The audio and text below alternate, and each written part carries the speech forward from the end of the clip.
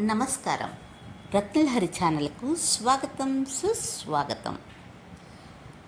నేను మీ లతను.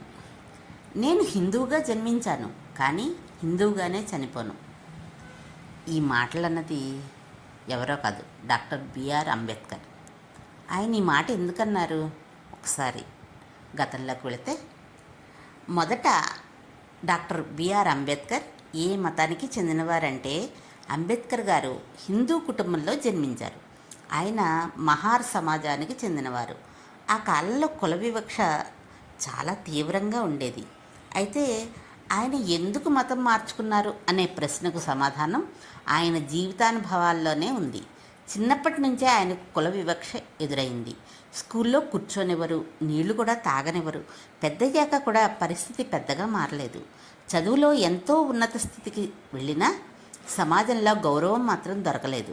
ఈ అన్యాయం ఆయన్ను లోపల బాధించింది. మనిషిని కులం ఆధారంగా తక్కువగా చూడడం సరైంది కాదు అనే ఆలోచన ఆయనలో బలంగా పెరిగింది. ఆ నేపథ్యంలోనే ఆయన ఒక ముఖ్యమైన మాట చెప్పారు: నేను హిందువుగా జన్మించాను, కానీ హిందువుగానే చనిపోను. ఈ మాటలో కోపం కంటే ఎక్కువగా బాధ, నిరాశ మరియు సంకల్పం ఉన్నాయి. ఆయన భావం ఏమిటంటే, గౌరవం ఇవ్వని వ్యవస్థలో నేను ఉండను, సమానత్వం ఉన్న జీవితం నాకు కావాలి. ఈ మాట చెప్పిన వెంటనే ఆయన మతం మార్చుకోలేదు. దాదాపు 20 సంవత్సరాలు ఆయన వివిధ మతాలను పరిశీలించారు. చివరకు ఆయనకు సమానత్వం, శాంతి, వివక్ష లేని మార్గంగా కనిపించింది బౌద్ధ మతం. 1956 అక్టోబర్ 14న నాగపూర్లో ఆయన బౌద్ధ మతం స్వీకరించారు. ఆయనతో పాటు లక్షలాది మంది కూడా మారారు.